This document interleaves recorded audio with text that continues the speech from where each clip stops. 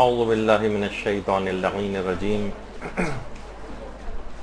بسم اللہ الرحمن الرحیم الحمد للہ وکفی وسلام علی عبادہ الذین اصطفی. درود بھیجیے محمد وعلیہ.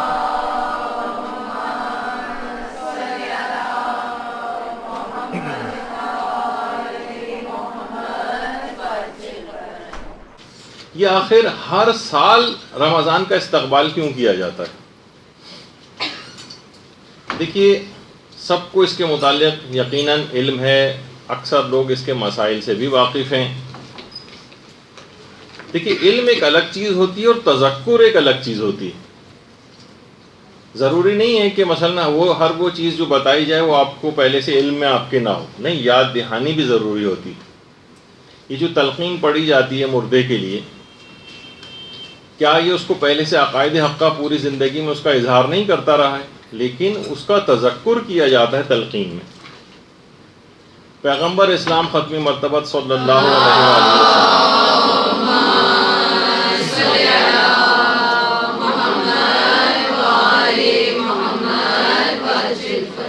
وسلم نے امیر المومنین علیہ السلام کی والدہ گرامی فاطمہ بنت اسد سلام اللہ علیہ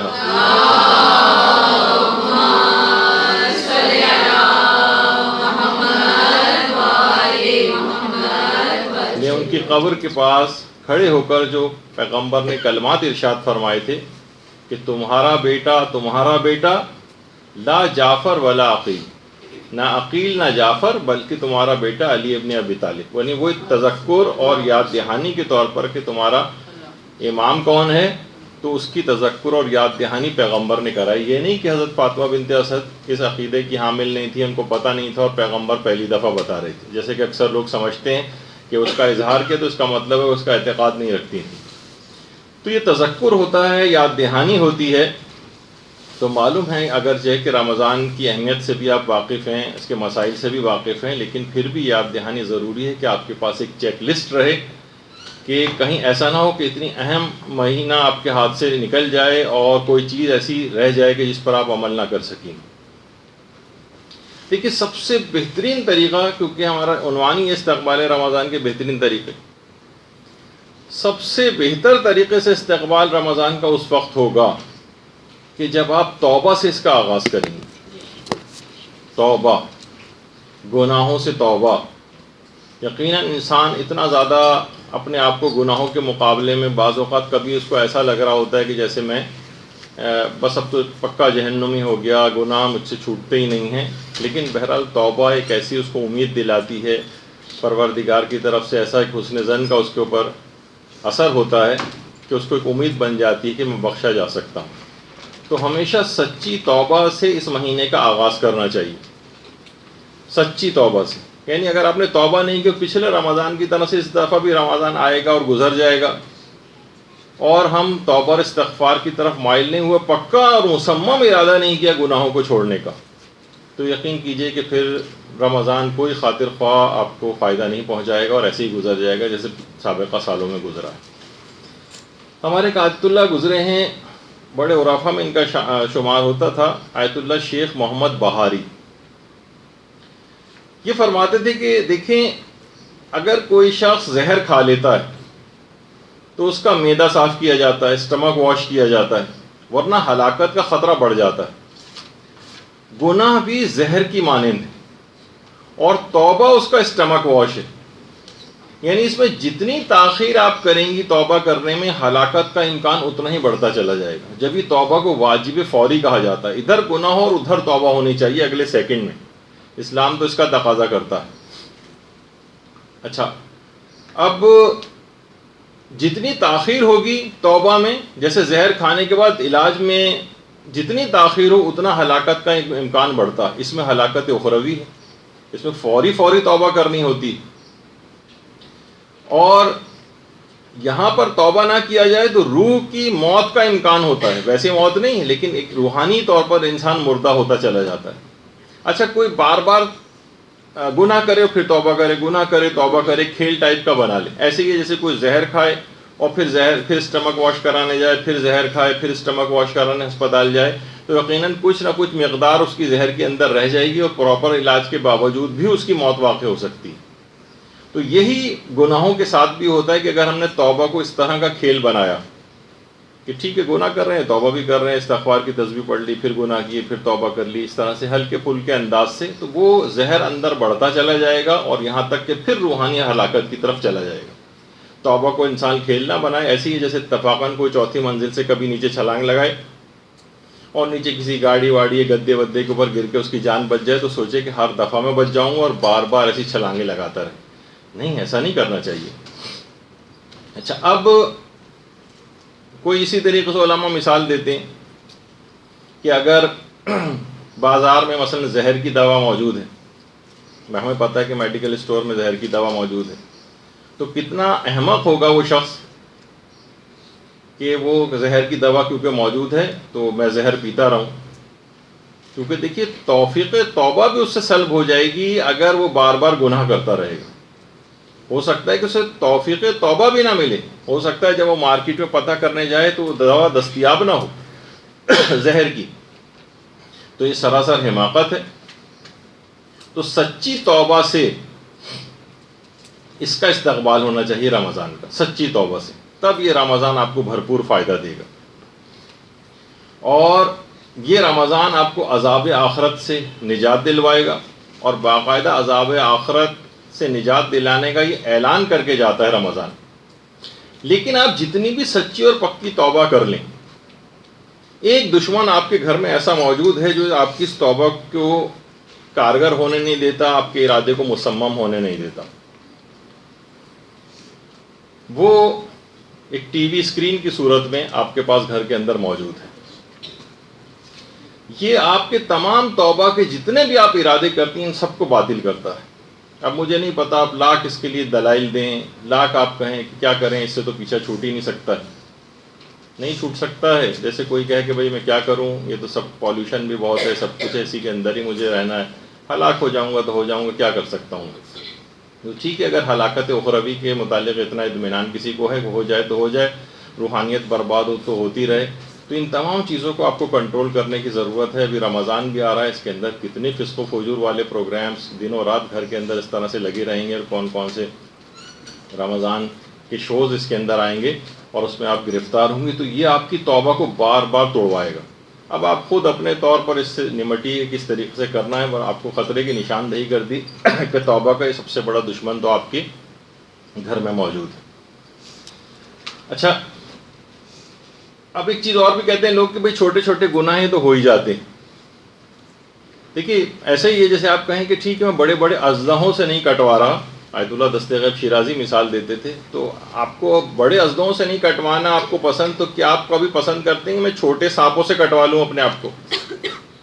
تو گناہ کبیرہ اگر آپ خدا نخواستہ، اور بلکہ بڑی اچھی بات ہے کہ اگر خدا کرے کہ گناہ کبیرہ سے انسان اپنے آپ کو بچا لے، تو گناہ صغیرہ کو انجام دینا اس اطمینان کے ساتھ کہ چھوٹے موٹے گناہ تو ہو جاتے ہیں، ایسے ہی جیسے کوئی کہے کہ چھوٹے موٹے سانپوں سے کٹوانے میں اور ڈسوانے میں تو کوئی ایسا مذائقے کی بات نہیں۔ آیت اللہ محمد تقی عامری، یہ بڑے بڑے ہمارے علماء دیکھیے کیسی کیسی گفتگو کر کے گئے ہیں، باتیں کر کے گئے ہیں، وہ خود فرماتے ہیں کہ 5-6 وجوہات ایسی ہیں کہ جس سے ہر صغیرہ گناہ بھی کبیرہ گناہ میں بدل جاتا ہے۔ آپ اس طور پر مطمئن نہ رہیں کہ یہ تو چھوٹے موٹے گناہ صغیرہ گناہ ہو جاتے ہیں۔ فرماتے ہیں کہ سب سے پہلے تو چیز ہے گناہوں پر اصرار۔ آپ ایک گناہ کو بار بار کیے چلی جا رہی ہیں، چھوٹے گناہ کا اگر اول تو چھوٹا اور بڑا گناہ خود ایک الگ بحث ہے کہ کوئی گناہ چھوٹا بھی کیونکہ پروردگار کی تمام نافرمانیاں بڑی، چھوٹی نافرمانی اور بڑی نافرمانی دیکھیں کس ذات کی خلاف ورزی ہو رہی ہے، کس کے احکام کی۔ تو گناہوں پر اصرار کرنا، مصر ہونا، بار بار انجام دینا، خود اس کو کبیرہ بنا دیتا ہے۔ آپ جس کو صغیرہ سمجھ رہی ہیں وہ کبیرہ بن رہا ہے، یہ کبیرہ بن جائے گا۔ دوسرا، گناہ کو چھوٹا سمجھنا، استحقار الذم، بس حقیر سمجھنا، ارے یہ تو ہو ہی جاتا ہے، یہ خود اس کو کبیرہ بنا دیتا ہے، یہ گناہوں کو حقیر سمجھنا۔ تیسری چیز فرماتے تھے کہ گناہ کر کے خوشی محسوس کرنا، گناہ کر کے خوشی محسوس کرنا۔ عام طور پر آدمی بڑا خوش ہوتا ہے، کوئی بھی اس قسم کا خراب پروگرام اس نے ٹی وی کے اوپر دیکھا، رقص و موسیقی پروگرام دیکھے، خوشی سے اس کو محسوس ہو رہی۔ کوئی اس نے گھر پہ ایسی تقریب منعقد کی مکس گیدرنگ والی، گناہ کر کے خوشی محسوس کر رہا ہے۔ ورائٹی پروگرام گھر کے اوپر رکھا، مہندی اور تقریب کے اندر خوب فسق و فجور ہوا، لوگوں کو بڑا ہلہ گلا مزہ آیا، گناہ کر کے خوشی محسوس کر رہا ہے، یہ خود اس کو کبیرہ بناتا ہے۔ فرماتے ہیں، اور یہ بھی روایات کے اندر آئی ہے یہ بات کہ جو ہنستے ہوئے گناہ کرے گا وہ روتے ہوئے جہنم میں داخل ہوگا۔ تو ان چیزوں کو انسان کو سمجھنا چاہیے۔ گناہ کو ظاہر کرنا یہ خود کبیرہ بنا دیتا ہے، گناہوں کو ظاہر کرنا۔ کوئی ایک گناہ کیا، اب اس کو دوسروں کے سامنے ظاہر کر رہے ہیں۔ بہت ساری روایات کے اندر خود یہ تمام باتیں، یہ چار جو آپ کے سامنے چیزیں پیش کی ہیں تو خود روایات کے اندر ہی آئیں، لیکن اب اتنا وقت نہیں ان سب کو پڑھا جائے، لیکن بہرحال وہ علماء نے ان روایات ہی سے ماخوذ یہ اقوال ہیں ان کی۔ پانچویں چیز کہ جس سے گناہ، چھوٹے گناہ بھی بڑے گناہوں میں بدل جاتے ہیں، لوگوں کو گناہوں کی دعوت دینا۔ ایسی تقریب آپ نے گھر میں رکھی، مکس گیدرنگ ٹائپ کی، اب لوگ چاہیں نہ چاہیں اس کے اندر آ کر گناہ کے اندر مبتلا ہو ہی جا رہے ہیں، تو اس کا مطلب یہ ہوا کہ لوگوں کو گناہوں کی طرف دعوت دینا، یہ خود اگر اس طرح سے لوگوں کو بلایا جائے اس کے اندر تو خود ایک بڑے کبیرہ گناہ کے اندر بدل جائے گا۔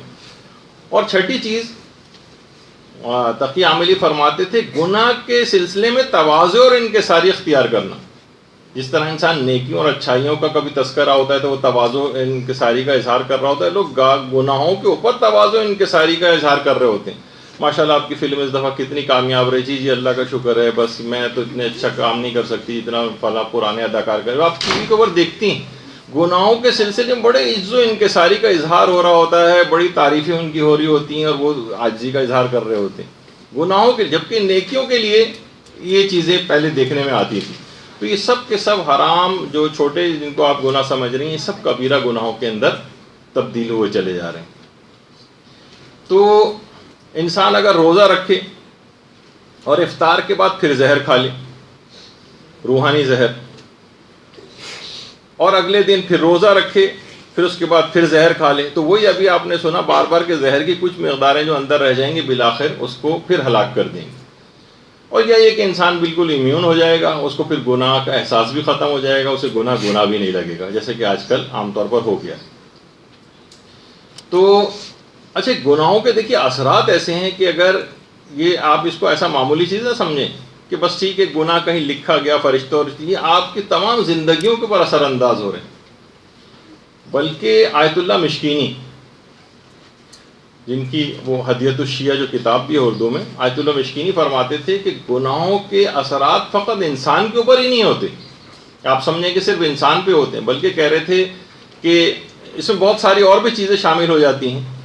مثلا اولاد کے اوپر بھی اس کے اثرات ہوتے ہیں، رشتہ داروں کے اوپر اس کے اثرات ہوتے ہیں، زراعت اور فصلوں کے اوپر اس کے اثرات ہوتے ہیں، سمندروں کے اوپر اس کے اثرات ہوتے ہیں، کس طریقے سے جو سونامی آتے ہیں، زمین کے اوپر اثرات ہوتے ہیں کہ زلزلے وغیرہ آتے ہیں۔ تو فرماتے تھے ان تمام چیزوں کے اوپر قدرتی آفات میں سے اکثر کا سبب روایات کے اندر جو گناہوں کی کثرت بتائی گئی، حتیٰ کہ فرماتے تھے گناہوں کے اتنے اثرات ہیں کہ فرشتوں تک کے اوپر اثر انداز ہوتے ہیں۔ وہ کیسے؟ وہ کہتے ہیں کہ فرشتے اس جگہ سے اتنا اثر لیتے ہیں کہ ان جگہوں سے رخصت ہونے لگتے ہیں۔ مثلا گھر کے اندر جہاں یہ فسق و فجور، حرام اور اس طرح کی سب چیزیں ہوتی ہیں، وہاں سے ملائکہ فرار اختیار کرتے ہیں، ان گھروں سے وہاں سے چھوڑ کر چلے جاتے ہیں۔ شیاطین کو اٹریکٹ کرتے ہیں گناہ، ملائکہ چھوڑ کے جاتے ہیں اور شیاطین ان کی جگہوں کے اوپر آ جاتے ہیں۔ اب سوچیں کہ گھر میں جو لڑائی جھگڑے، ہنگامے، ایک دوسرے کے خلاف باتیں، غیبتیں، فسق و فجور، یہ سب کچھ جو ہو رہا ہے گھروں کے اندر، اس کی ایک بہت بڑی وجہ یہ ہے کہ ان گناہوں کے اثرات ہیں کہ فرشتوں نے وہاں سے کوچ کر لیا ہے اور ان کی جگہ پر اس وقت شیاطین آ کر بیٹھ گئے، تو وہ ہر وقت کے وسوسے، ہر وقت کی دلوں کے اندر بدگمانیاں اور برائیاں، وہ سب پھر شیاطین پیدا کرتے ہیں۔ تو علماء فرماتے ہیں کہ لہٰذا گناہوں کے مقابلے میں شجاعت کا اظہار کرنا چاہیے۔ ہم یہ دیکھ رہے ہیں کہ ساری شجاعت ہم نے اپنے رشتہ داروں کے اوپر لگائی ہوئی، ساری شجاعت۔ دین کے لیے کوئی شجاعت نہیں ہے کہ دین کے لیے شجاعت سے کام لیں، برائیوں کے مقابلے میں شجاعت سے کام لیں۔ وہاں سے ہم یہ دیکھتے ہیں کہ سارے افراد بیک فٹ پہ چلے جاتے ہیں۔ مثلا کبھی شادی بیاہ کا کوئی مسئلہ ہوتا ہے، دیندار افراد عام طور پر دیکھنے میں آتا ہے کہ جب کسی کے یہاں شادی ہوئی وہ فوراً دب جاتے ہیں، گناہ گار حرام تقریبات منعقد کرتے ہیں، مکس گیدرنگ کرتے ہیں اور حاوی ہوتے چلے جاتے ہیں اور اپنے آگے کسی کو چلنے نہیں دیتے. گناہ گار گناہ کے لیے شجاعت اختیار کر رہا ہے، اگر اس کو شجاعت ہی کہا جائے.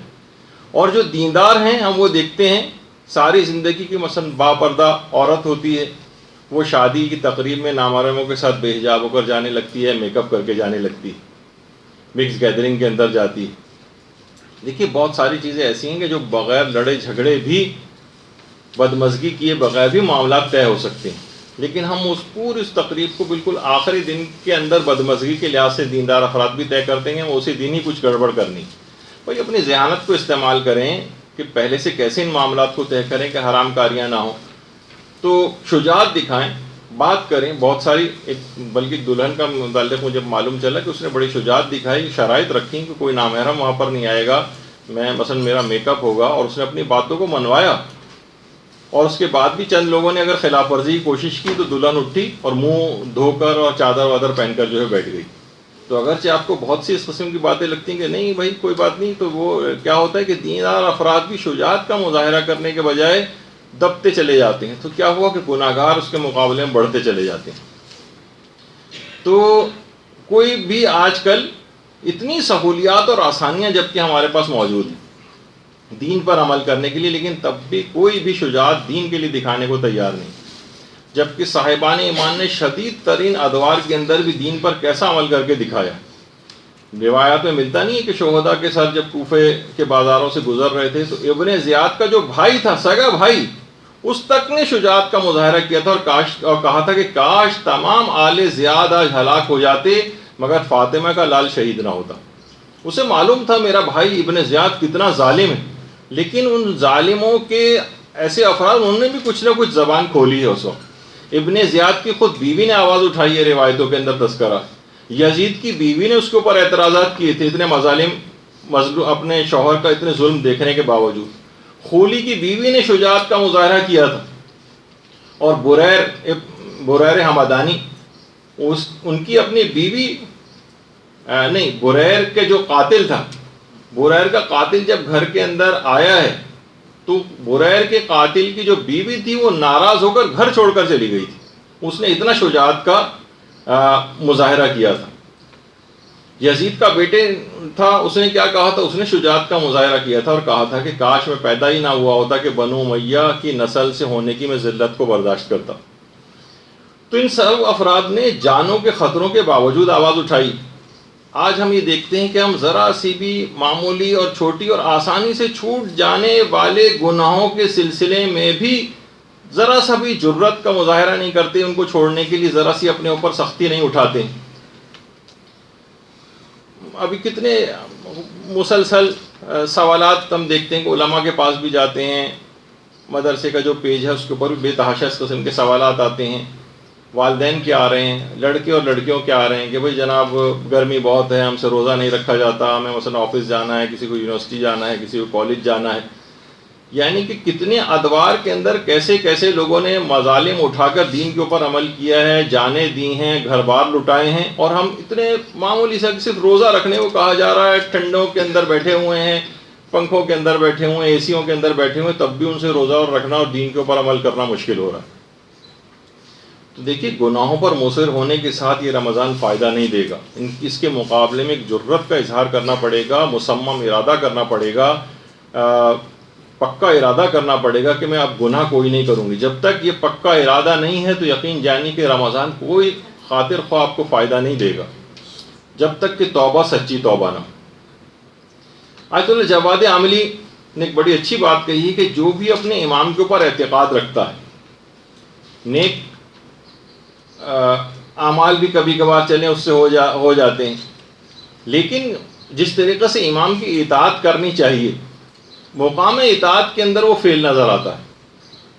اعتقاد ہے، ٹھیک ہے، ہمارا اعتقاد ہے کہ ہمارے امام ہیں، لیکن وہ اپنے عمل سے امام کے قلب کو غمگین کرتا ہے. کوئی مثلا عورت ہے، وہ خود کو اپنے آپ کو کنیز زہرا کہتی ہے، لیکن بے حجابی کے ذریعے حضرت زہرا کے قلب نازنی کو مجروح کرتی ہے، ان کو زخمی کرتی ہے، ان کے دل کو غمزدہ کرتی ہے. تو فرماتے ہیں کہ یہ تمام افراد کے جو کہ بد اعمالیوں کے ذریعے اور گناہوں کے ذریعے چاہے وہ ان کے اوپر اعتقاد ہی کیوں نہ رکھتے ہوں، یہ تمام افراد زہرا کے لخت جگر کے ظہور کی راہ میں رکاوٹ ڈالنے والے ہیں، آیت اللہ جواد عاملی فرماتے ہیں. اور ایسے افراد یہ بہت بڑے خطرے سے دوچار ہونے والے ہیں. وہ خطرہ کیا ہے؟ فرماتے ہیں کہ جب یہ لوگ مرتے ہیں یا مریں گے تو بعض گناہوں کے باعث یہ قبر میں امام زمانہ علیہ السلام کا نام تک بھول جائیں گے.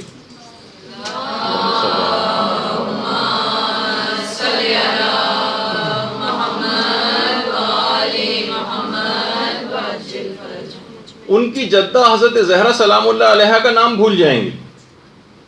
اور بعض روایات میں یہ ہے کہ جب منکر و نکیر آ کر سوال کریں گے تو ایسے ہی بد عمل قسم کے افراد یہاں تک نوبت آئے گی کہ پیغمبر اسلام تک کا نام بھول جائیں گے.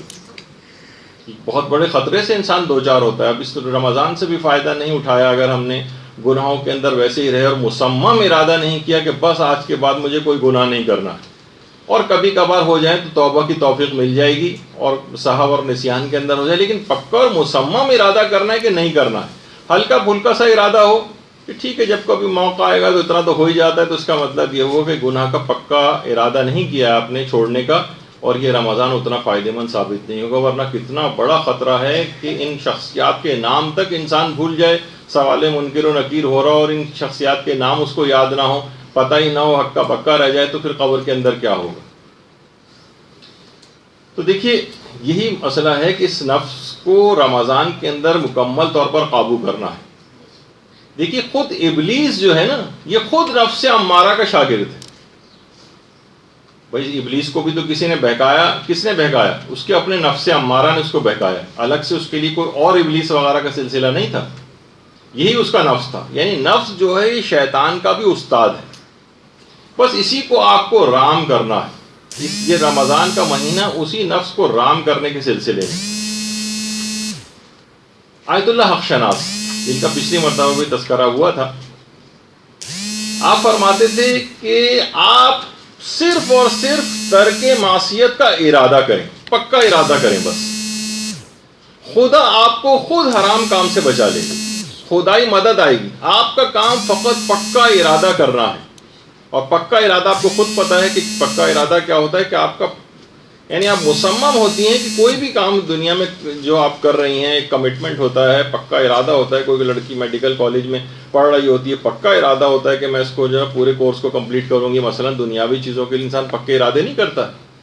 اس طرح کا کوئی پکا اور مصمم ارادہ کرے کہ نہیں میں گناہ نہیں کروں گی، ترک اور آگے کی چیزوں کو فی الحال دماغ سے نکال دے. ورنہ ہوتا ہے نا کہ اندرونی طور پر ایک شکست کا سا احساس ہوتا ہے کہ پہلے بھی کتنی توبہ کی ہیں جو ٹوٹ چکی ہیں. نہیں، ایک دفعہ پکا ارادہ کیجیے. آیت اللہ شناس فرماتے تھے پکا ارادہ کرنے کے بعد اللہ خود آپ کو جس وقت حرام کا موقع آئے گا ایک غیبی طاقت آپ کو اس حرام سے روک لے گی. آپ اپنے اوپر بھروسہ نہ کریں، پروردگار عالم پر بھروسہ کریں. اس پر بھروسہ کر کر پکا ارادہ کر لیں تو پھر آپ دیکھیے کہ کتنا اس سے فرق پڑے گا. تو اچھا ہمارے ساتھ کیا ہوتا ہے کہ دیکھیے ہم رمضان میں شکل روزے دار جیسی بناتے ہیں، باطن ہمارا روزے دار نہیں بن پاتا ہے. جبکہ روزے انسان کو اگر حقیقتاً صحیح پیمانے اس پہ روزہ رکھے تو انسان کا باطن خوبصورت بن جاتا ہے. خواہ بظاہر اس کا چہرہ روزے کے اندر اترا ہوا محسوس ہو، خواہ اس کے منہ کی بو اچھی محسوس نہ ہو، لیکن خدا کے نزدیک اس کی باطن کی خوبصورتی یہ سب سے زیادہ اہمیت رکھتی ہے. آیات میں بھی ہے، روایات میں بھی، کہ خدا تمہارے چہروں کو نہیں دیکھتا ہے بلکہ تمہارے اعمال کو دیکھتا ہے. تو اچھا یہ غلطی کیا ہو رہی تھی؟ ان سب سے بھی ہو رہی تھی. باطل بھی ہمیشہ، اور ہم لوگ بھی ظاہر پرست اتنے ہو گئے ہیں کہ ہم صرف ظاہر کو دیکھتے ہیں. جیسے ابن زیاد تھا، اجڑے ہوئے گھرانے کو بظاہر دیکھ کے کہہ رہا تھا اور مذاق اڑا رہا تھا کہ دیکھا خدا نے تمہارے ساتھ کیا سلوک کیا. تو ثانی زہرا حضرت زینب سلام اللہ علیہ نے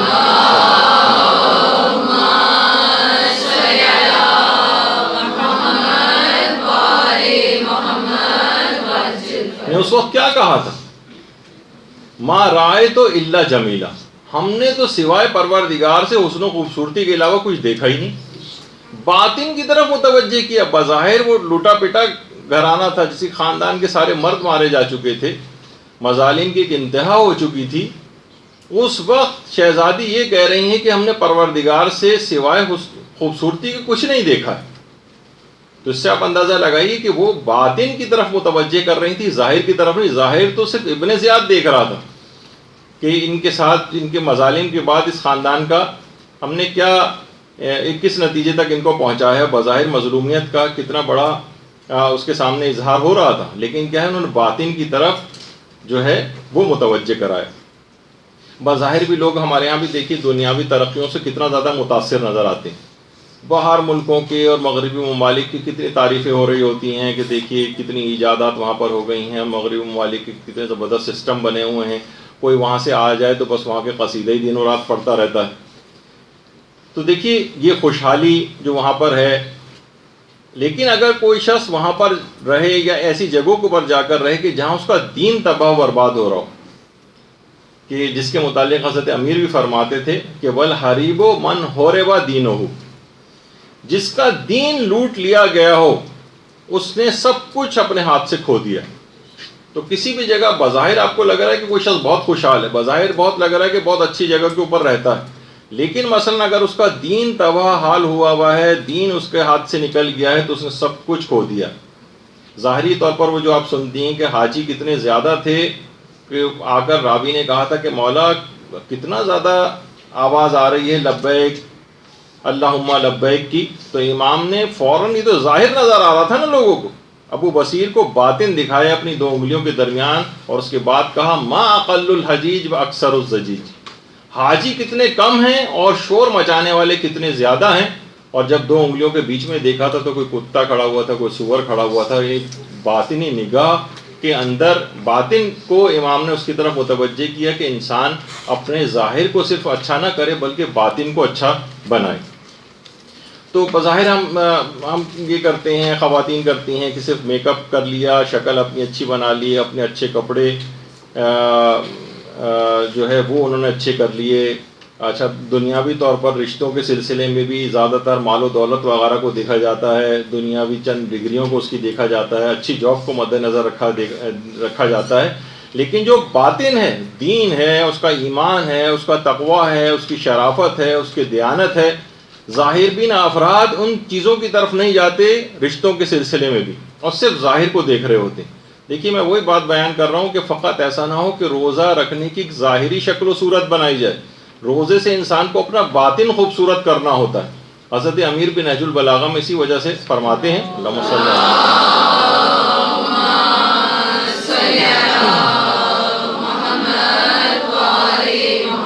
اور اولیاء خدا کی تاریخ یہی بیان کر رہے ہیں کہ وہ باطن دنیا کی طرف نگاہ کرتے ہیں، وہ صرف ظاہری دنیا نہیں۔ ابھی جو میں نے مثال دی کہ لوگ بہت سارے ایسے فسق و فجور والی جگہوں کے اوپر جہاں دین خراب ہو رہا ہوتا ہے، اس کے صرف ظاہری طور پر اس کو دیکھ رہے ہوتے ہیں۔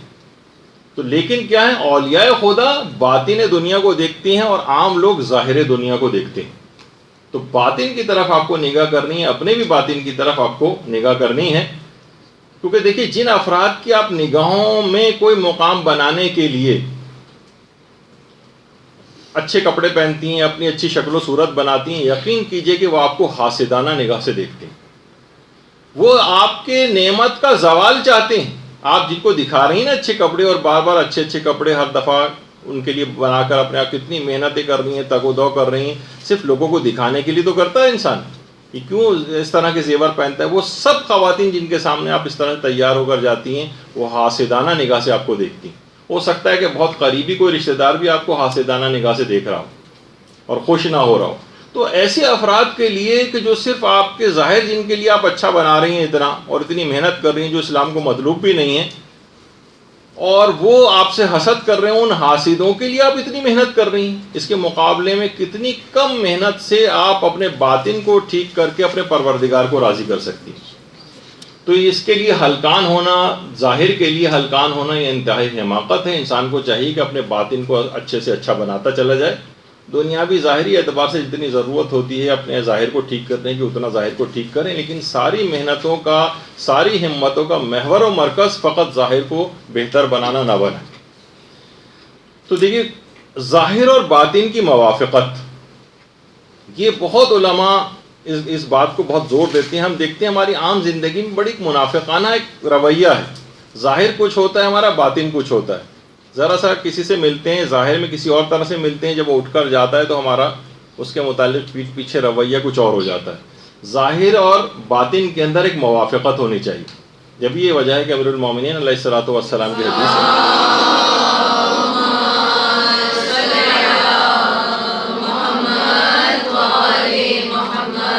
فرماتے ہیں انسان کے لیے کتنی بری بات ہے کہ اس کا باطن مریض ہو اور ظاہر خوبصورت ہو.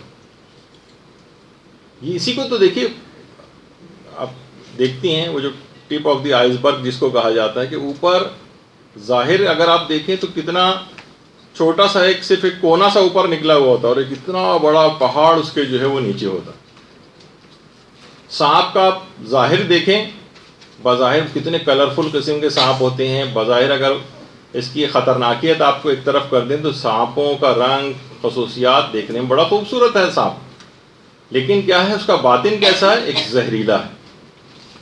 تو یہی تمام چیزیں کہ ظاہر اور باطن ایک ہونا چاہیے.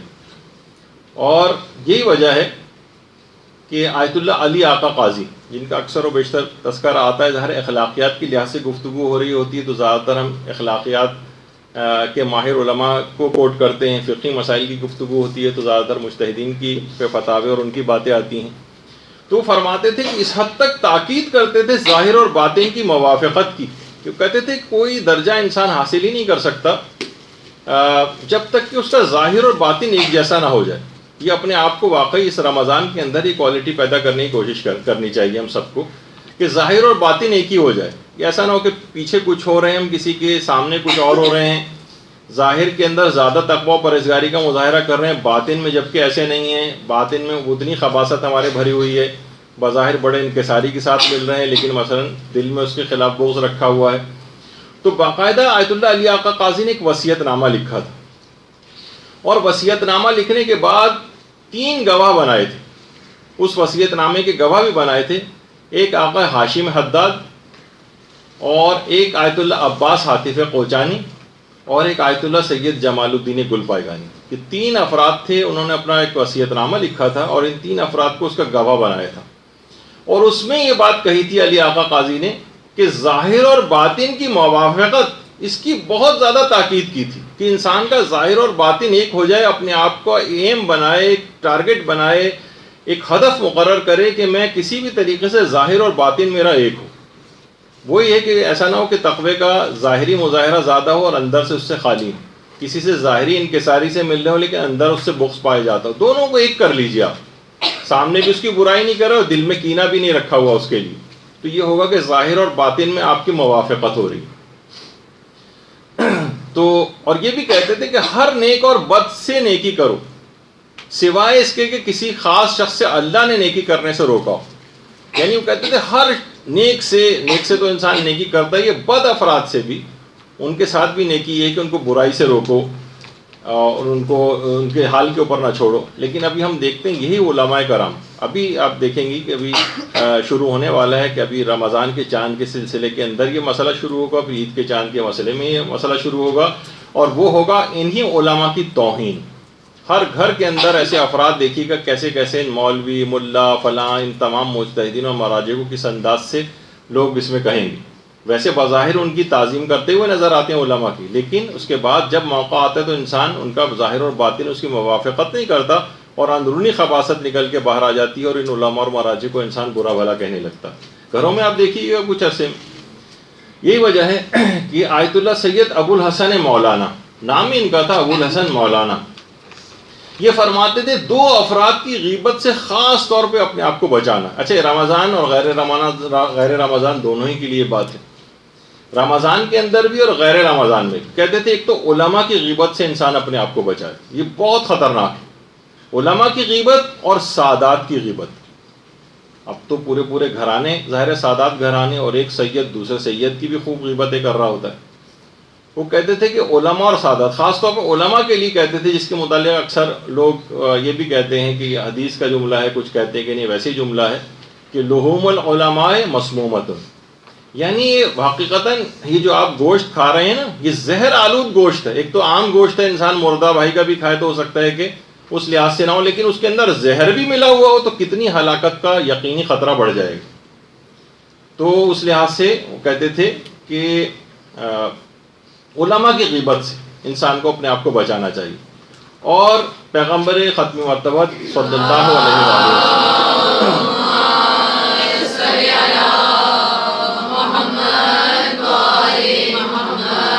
پیغمبر فرماتے تھے کہ جو شخص بھی فقیہ کا اکرام کرے گا، فقیہ کا جس کے ہمارے سب سے زیادہ ان کی مذمتیں بھی شروع ہونے والی ہیں، وہ اس حالت میں اپنے پروردگار سے ملاقات کرے گا کہ اس کا پروردگار اس سے راضی و خوشنود ہوگا۔ یعنی اگر ایک فقیہ کی صرف عزت اکرام اس نے کیا، اور جو شخص بھی کسی فقیہ کی توہین کرے گا، خدا اس حالت میں اس سے ملاقات کرے گا کہ خدا اس سے ناراض ہوگا۔ سوچیے کہ خدا اگر کسی سے ناراض ہو اور وہی آسرا ہو، اور خدا سے ملاقات آخرت جس سے مراد ہے کہ عالم آخرت میں قیامت کے روز جس سے خدا ناراض ہو جائے، اس کا جہنم میں جانے کے علاوہ کیا اس کے پاس راستہ بچتا ہے؟ تو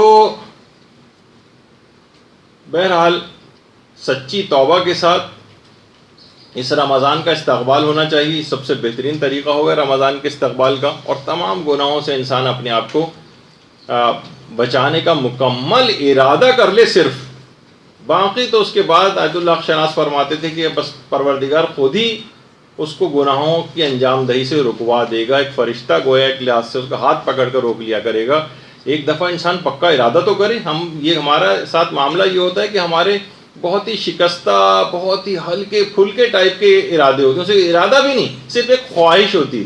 جیسے مثال دی جاتی ہے نا کہ مثلا کوئی شدید بیمار اگر ہے تو اس کی خواہش تو ہے کہ میں صحت یاب ہو جاؤں، لیکن وہ کوئی بھی دوا نہ کرے، نہ کہ کوئی پرہیز کرے، تو بہرحال اس کی خواہش سے کوئی فائدہ نہیں ہوگا جب تک کہ وہ عملی اقدام نہیں کرے گا۔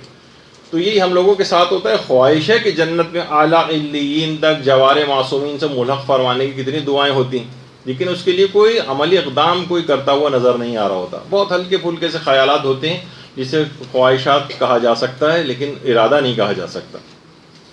دوسری چیز جس سے آپ رمضان کا استقبال کر سکتی ہیں، اور وہ روایات میں بھی ملتا ہے کہ سب سے زیادہ خاموشی رمضان میں جس امام کی مشہور ہے وہ ہمارے چوتھے امام، امام زین العابدین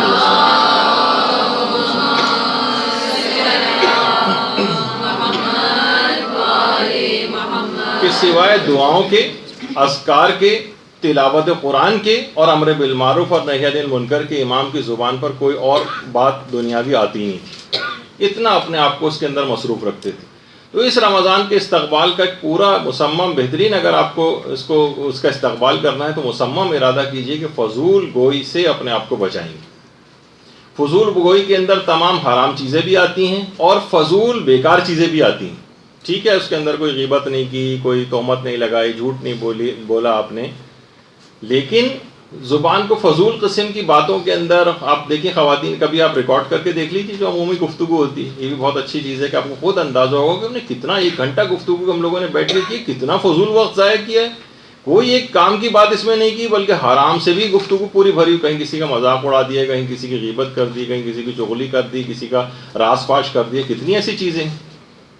یہی وجہ ہے کہ آیت اللہ کوہستانی خرافہ میں سے گزرے ہیں، انہوں نے تو باقاعدہ اپنے مدرسے میں ایک جملہ لکھ کر لگایا تھا کہ میں فضول اور بیہودہ گفتگو کو لقمہ حرام سے کمتر نہیں سمجھتا۔ فضول گفتگو، ابھی کوئی بہت بڑے حرام والی گفتگو بھی مراد نہیں، یہ فضول اور بیہودہ قسم کی عام طور پہ جو گفتگو ہو رہی ہوتی، کہہ رہے ہیں بالکل لقمہ حرام کی طرح کے اثرات یہ رکھتی ہے۔ بلکہ کسی جگہ میں پڑھ رہا تھا، دیکھیے ایک تو آیت اللہ بہجت کے حوالے سے بہت ساری باتیں ایسی مشہور ہیں کہ وہ کبھی پیش نہیں آئیں، ان کے نام سے منسوب کر دی گئی ہیں۔ خود ان کی اپنی زندگی میں آیت اللہ بہجت کے لیے بہت ساری ایسی باتیں کہی جاتی تھیں کہ جن سے ان کے گھر والے لا علم ہوتے تھے، خود آیت اللہ بہجت لا علم ہوتے تھے کہ یہ ہم نے سنا ہے کہ آپ نے ایسا کہا ہے، کہنے نہیں میں نے تو ایسا کچھ نہیں کہا، ہم نے ایسا سنا ہے کہ وہ آپ بے ہوش ہو گئے تھے اور فجر کے وقت، اور وہ آپ نے اس وقت کہا تھا کہ وہ عورت جو امام زمانہ کو شہید کرے گی وہ پیدا ہو چکی ہے۔ باقاعدہ علماء کہتے ہیں ہم نے خود جا کے آیت اللہ بہجت، اتنی بات مشہور ہوئی کہ علماء کو جا کے آیت اللہ بہجت سے پوچھنی پڑی. آیت اللہ بہجت خود پریشان ہو گئے کہ یہ تم کبھی واقعہ پیش ہی نہیں آیا، میرے نام سے کیسے مشہور ہوا. تو بہرحال اس میں اوتھینٹسٹی وغیرہ بھی دیکھی جائے گی، لیکن میں اس لحاظ سے آپ کو بتا رہا ہوں کہ صاحب تھے جن کے متعلق وہ بڑے قریبی تھے آیت اللہ بہجت کے، انہوں نے خود اپنی جو بہت سارے آیت اللہ بہجت کی نجی زندگی کے متعلق باتیں جو ہیں وہ لکھی ہیں. اس کے اندر یہ کہ انہوں نے کہا کہ آیت اللہ بہجت کے ایک بہت ہی عرفانیت کے ایک بہت پرانے ہمدرس، وہ خود بڑے عارف تھے، ان کے بہت عرصے بعد 25-30 سال بعد آیت اللہ بہجت سے ملاقات ہونی تھی. تو ان نے پورا انتظام کر رکھا تھا کہ باقاعدہ جب یہ ظاہر پرانے دوست ملیں گے تو کیسی کیسی باتیں دونوں آپس میں کریں گے. ہم نے کیمرے بھی لگا دیے وہاں پہ، آڈیو سسٹم بھی ریکارڈنگ کے لگا دیے کہ یہ دونوں بیٹھ کے باتیں کریں گے تو ان کی باتیں کتنی زبردست ہوں گی. ہم ریکارڈ کرتے ہیں.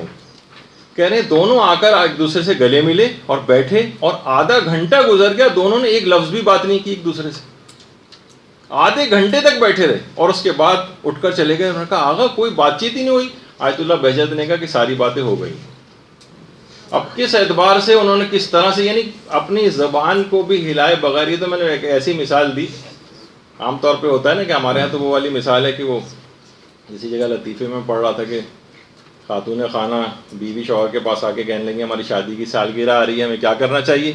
تو انہوں نے کہا یہ کرنا چاہیے کہ اس عظیم سانحے کی یاد میں 10 منٹ کی خاموشی اختیار کرنی چاہیے. تو یہاں تو اس قسم کی خاموشی کی ہم لوگ جو بات کر رہے ہوتے ہیں، خاموشی سے مراد فضولیات اور بیہودہ گفتگو سے انسان اپنے آپ کو بچائے. تو عام باتوں کے اندر بھی اتنی بعض اوقات احتیاط ہم علماء میں دیکھتے ہیں کہ ایسا نہیں کہ بس آپس میں بیٹھے ہوئے ادھر ادھر کے قصے کہانیاں انہوں نے کر رکھے ہیں، اور جس طرح ہم آپس میں گفتگو کر رہے ہوتے ہیں تو اپنی زبان کو فضول باتوں بیہودہ باتوں سے بھی اپنے آپ کو بچاتے ہیں اور فضول گوئی سے بھی اپنے آپ کو بچاتے ہیں. تو دوسری چیز اس میں خاص طور پہ دیکھیے کہ زیادہ تر اپنی زبان کو استقبال کا بہترین استقبال شمار ہوگا رمضان کا، کہ اس دوران اگر آپ اپنی زبان کو فضول باتوں سے بالکل ایک طرف کر لیں اور سوائے اذکار کے، سوائے دعاؤں کے، سوائے ذکر الہی کے، سوائے تلاوت قرآن کے چوتھے امام کی سیرت پہ پوری عمل کرنے کی کوشش کریں تو بہترین استقبال رمضان کا آپ کا ہو. تیسری چیز یہ ہے، جو بھی آپ نے آیت اللہ بہجت کی بات سنی، اس کے بعد ایک اور علماء کہتے ہیں مال حرام سے پرہیز. مال حرام سے، اس میں خاص طور پر انسان یہ دیکھے کہ علماء یہ فرماتے ہیں کہ زہر تو انسان کے جسم کو ہلاک کرتا ہے لیکن مال حرام روح کو ہلاک کر دیتی. مال حرام انسان کی روح کو ہلاک کر دیتا ہے. یہ خود ایک بہت بڑی وجہ ہے کہ ہماری جو توبہ نہیں ہو پاتی ہے صحیح طریقے سے، اور ہم لوگ بڑے پریشان ہوتے ہیں کہ ہم ادھر توبہ کرتے ہیں ادھر ٹوٹ جاتی ہے. اس کی ایک بہت بڑی وجہ ہے کہ مختلف ذرائع سے حرام مال ہمارے جسموں میں پہنچا ہوا ہوتا ہے. کبھی مثلا خمس نہ نکلا ہوا مال ہم استعمال کر رہے ہوتے ہیں، کبھی کسی دوسرے کا حق استعمال کر رہے ہوتے ہیں، کبھی ملازمت اور کاروبار کے اندر کچھ ایسے حرام ہوتے ہیں کہ ہمارے اس میں غذا کے اندر اور مال کے اندر حرام چلا جاتا ہے، کئی ایسی اسکیموں کے اندر پیسہ لگایا ہوا ہے. بہت ساری اس طرح کے حقوق لوگوں کے ہیں. میراث کی غلطیاں ہیں، اسی مکان کے اندر رہ رہے ہیں، کسی کو اس کا حق نہیں دیا ہوا، میراث صحیح تقسیم نہیں کی ہوئی. بہت سارے ایسے مسئلے ہوتے ہیں جس کی وجہ سے ہم گناہوں کی طرف بڑے آرام سے کھنچ جاتے ہیں اور نیکیوں سے کٹے ہوئے رہتے ہیں. تو جبکہ آیت اللہ سید حسن علی نخودکی اصفہانی، یہ بھی امام خمینی کے عرفانیات کے، یہ امام خمینی ان سے دستور العمل لینے کے لیے جاتے تھے. یہ خود فرماتے تھے کہ 2 چیزیں ایسی ہیں جو آپ کے تمام کاموں کو صحیح کر سکتی ہیں، 2 چیزیں، اور آپ کی ساری پریشانیاں بھی ٹھیک کر سکتی ہیں. وہ فرماتے تھے ایک تو غذائے حلال ہے، یعنی حلال غذا انسان اگر اس کا اہتمام کر لے، اور دوسرا نمازوں میں خشوع و خضوع اور نمازوں کی اصلاح کر لے. یہ 2 کام ایسے ہیں کہ اگر یہ کسی نے صرف ان 2 کاموں کو بھی کر لیا، اس کے تمام دنیاوی اور اخروی تمام کاموں کی اصلاح ہو جائے گی اور اس کی ساری پریشانیاں دور ہو جائیں گی صرف ان 2 چیزوں کی وجہ سے. اور انہی 2 چیزوں کے اندر ہم دیکھتے ہیں کہ کس طریقے سے ہماری نمازیں ہیں، وہ بھی آپ دیکھ لیجئے، نہ اس میں کوئی خشوع ہے، نہ خضوع ہے، نہ کوئی اصلاح والی بات ہے. ذرا سے آپ مستحبات لوگوں کو بتائیں تو کہتے ہیں نماز بہت لمبی ہونے لگتی ہے. اور آپ دیکھیں کس طریقے سے لوگ منٹوں اور سیکنڈز کے اندر نمازوں کو ختم کر کے، کیونکہ اس کی اہمیت ہی سے واقف نہیں، تو نہ نمازوں کی اپنی اصلاح کی ہے، نہ اس میں کوئی خشوع و خضوع اور توجہ سے کام لیا ہے، اور نہ ہی اپنے آپ کو مال حرام سے بچایا. یہ ہماری بہت ساری وجوہات ہیں مشکلات اور پریشانیوں کی. وہ فرماتے ہیں یہ دو چیزیں اگر ٹھیک کر لیں آپ, سارے کام ٹھیک ہو جائیں گے, ساری پریشانیاں دور ہو جائیں گی. غذائے حلال, اس کا اتنا وقت نہیں ہے, ہر دفعہ اس کا ایک سرسری سے ذکر آتا ہے, لیکن عمومی زندگی میں اس حرام و اموال کی انسان کو خود دیکھنا چاہیے کہ میں کہاں اس کے اندر مبتلا ہو رہا ہوں. پھر استقبال رمضان کے سلسلے میں علماء فرماتے ہیں اگر آپ نے بہترین استقبال کرنا ہے وہ یہ ہے کہ لوگوں کے حقوق کی واپسی کیجیے, آپ لوگوں کے حق واپس کریں. انسان کتنی چیزیں اپنے پاس ایسی, آپ نے اپنی الماریاں کنگالیں, اپنے پاس دیکھیں کس کی کون سی چیز آپ نے لی ہوئی ہے اس کو واپس کریں, کسی کی اموال آپ کے ذمے ان کو واپس کریں, قرضے لیے ہوئے ان کو واپس کریں, کسی کی اجازت کے بغیر چیز آپ کے پاس ہے ٹٹولیں گی آپ تو بہت ساری چیزیں اس طرح کی ملیں گی. یہی وجہ ہے کہ آقا نجابت یہ خود آیت اللہ علی آقا قاضی کے شاگردوں میں سے تھے. آیت اللہ نجابت ہیں تصویر کے اندر, ان کے سارے یہ سب ایک جگہ کے اوپر جمع کیا گیا ہے ان کو تصویروں کے ذریعے, ورنہ ایک ساتھ بیٹھے ہوئے نہیں. آیت اللہ عاطف عباس کوچانی, محمد حسین طباطبائی, ہاشم حداد ہیں, آیت اللہ حق شناس ہیں, آیت اللہ سید عبدالکریم کشمیری ہیں, سارے جتنے بھی افراد بیٹھے ہوئے ہیں سب ان کے شاگرد. انہیں کے اندر ایک آیت اللہ نجابت بھی تھے. یہ خود فرماتے ہیں کہ آیت اللہ علی آقا قاضی, آیت اللہ علی آقا قاضی جو بھی جاتا ہے نجف اشرف عراق زیارات کے لیے, وادی السلام جاتا ہے, عام طور پہ لوگ ان کا بالکل مقبرہ داخل ہوتے ہی لیفٹ سائڈ کے اوپر پڑتا ہے, تو لوگ لیکن عام طور پر ان کے متعلق زیادہ جانتے بھی نہیں ہیں. تو آیت اللہ علی آقا قاضی, ان کی بھی قبر کی زیارت کے لیے ضرور جانا چاہیے. اب تو آپ لوگوں نے کتنا تذکرہ درس کے اندر سنا ہے ان کی کتنی بڑی عظمت ہے, اور ایک عظمت خاص طور پر جو ہمارا شب قدر کا درس ہوگا اس کے اندر تو ایک بہت ہی زبردست ان کی عظمت کی, اس مقام کو انہوں نے حاصل کیسے کیا تھا وہ آپ کی خدمت میں پیش کریں گے کہ اس مقام, اتنے بڑے مقام کو کیسے حاصل کیا. تو آیت اللہ علی آقا قاضی کے پاس یہ آقا نجابت فرماتے ہیں کہ ایک دفعہ آیت اللہ علی آقا قاضی کے پاس خود ایک عالم دین آئے اور آ کر کہا کہ ایک شاگرد کا ایک حق مجھ پر رہ گیا ہے. اب وہ شاگرد بھی پتہ نہیں کہاں چلا گیا ہے, اب میں کیا کروں. آیت اللہ علی آقا قاضی نے کہا کہ کسی بھی صورت اس کو ڈھونڈو, اس کا حق اس کو واپس کرو. اچھا اب دیکھیے حقوق کی واپسی تو یہ رمضان ہو یا غیر رمضان, یہ نہیں کہ آپ کہیں گے تو صرف رمضان کے استقبال کے لیے چیز بتائی جا رہی, نہیں, عمومی زندگی میں بھی. انہوں نے کہا جب تک کہ تم اس کا ڈھونڈ کر اس کا حق ادا نہیں کر دو گے معرفت کا کوئی باب تم پر نہیں کھلے گا. یہ تمام اموال, آیت اللہ علی آقا قاضی فرماتے تھے کہ لوگوں کے جتنے بھی اموال ہیں یہ اصلاً ذات احدیت کے اموال ہیں, یہ پروردگار عالم کے اموال ہیں جو اس نے لوگوں کے تصرف میں دیے ہیں, اور اپنی رضایت کو لوگوں کے راضی ہونے میں قرار دے دیا ہے, یعنی لوگوں سے جا کر اجازت لوگ ان کے اموال کو استعمال کرنے کی. جب تک تم انہیں ان کے اموال واپس نہیں کر دو گے, ان کا حق واپس نہیں کر دو گے یا ان کو راضی نہیں کر لو گے, تمہاری گردن پھنسی رہے گی. آیت اللہ علی آقا قاضی نے اس عالم سے بھی کہا کہ باب معرفت, کوئی ایک باب معرفت بھی تم پر نہیں کھولے گا جب تک کہ تم لوگوں کے حقوق واپس نہیں کر دو گے, تمہاری گردن ایسی پھنسی رہے گی. تو آپ خود سوچیے کہ رمضان ہو, لوگوں کا جو حقوق ہیں وہ ہماری گردن کے اوپر ہوں, تو کون سی معرفت ہم کو ملے گی, کیا ہم رمضان سے حاصل کر سکیں گے. تو استقبال رمضان کا ایک طریقہ یہ کہ جائیے, تلاش کیجیے, ڈھونڈیے, لوگوں کے اموال کی واپسی میں خمس کی ادائیگی بھی شامل ہے. اب تو عام لوگوں کو چھوڑیے, یا تو حق زہرا مثلا ہم ضبط کر کے بیٹھے ہوئے ہیں بالفرض, اور ان کے قرضے لوگ لے کر واپس نہیں کر رہے ہیں, دوسروں سے کوئی چیز لی اور واپس نہیں کر رہے ہیں کہ وہ بھول گیا, اچھی بات ہے. تو لوگوں کے حقوق کی واپسی یہ بہت ہی زیادہ ضروری ہے. یہ ہر صورت میں استقبال رمضان کے اعتبار سے بھی اور عام زندگی کے اعتبار سے بھی یہ ضرور ہونی چاہیے. اس کی اتنی زیادہ اہمیت ہے کہ ایک شخصیت ہے تاریخ کے اندر, اس کو سیف الاسلام کہا جاتا ہے, خالد بن ولید. ان کا واقعہ مستدرک بحار الانوار میں بھی ہے, خود بہار میں بھی ہے, اہل سنت کی بھی کتابوں کے اندر بہت زیادہ یہ واقعہ موجود ہے کہ پیغمبر اسلام نے ایک دفعہ ایک قبیلے میں دعوت اسلام کے لیے سیف الاسلام کا جو لقب ان کو دیا گیا ہے ان کو بھیجا, خالد بن ولید کو. اچھا جب یہ وہاں گئے تو وہاں پر ان کو ایک ایسا شخص نظر آیا جس نے ان کے چچا کو قتل کیا تھا. اچھا پورے عربوں میں تھا, یعنی پورے قبیلے کے ایک شخص کی دشمنی سے پورے قبیلے کی دشمنی سمجھی جاتی تھی.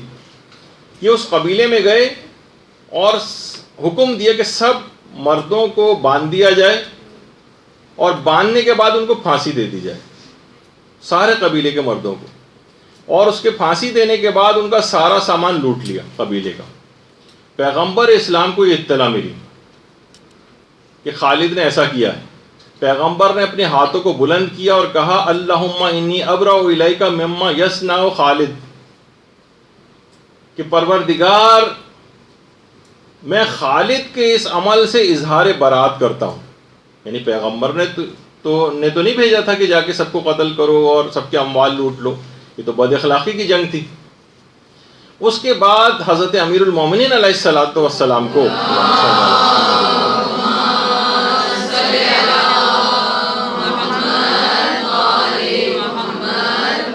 پیغمبر اسلام نے حضرت امیر کو بھیجا کہ تم جاؤ اور قبیلے والوں کو ہر ممکن طریقے سے راضی کرو۔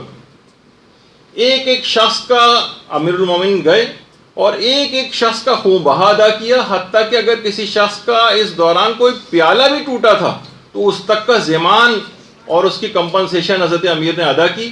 غمگین عورتوں اور بچوں کو اس حد تک نوازا، ان کی دیات سے بڑھ کر ان کو رقوم دیں کہ تاکہ ان کے دل کا ملال زائل ہو جائے، سب کو راضی کیا، اور پھر حضرت امیر واپس آئے۔ پیغمبر اسلام نے حضرت امیر المومنین کا شکریہ ادا کیا کہ اے علی، خدا آپ سے راضی ہو کہ آپ نے لوگوں کو مجھ سے راضی کیا اور خالد کے اس فعل سے لوگوں کو دین سے دور ہونے سے بچا لیا۔ درود بھیجیے محمد۔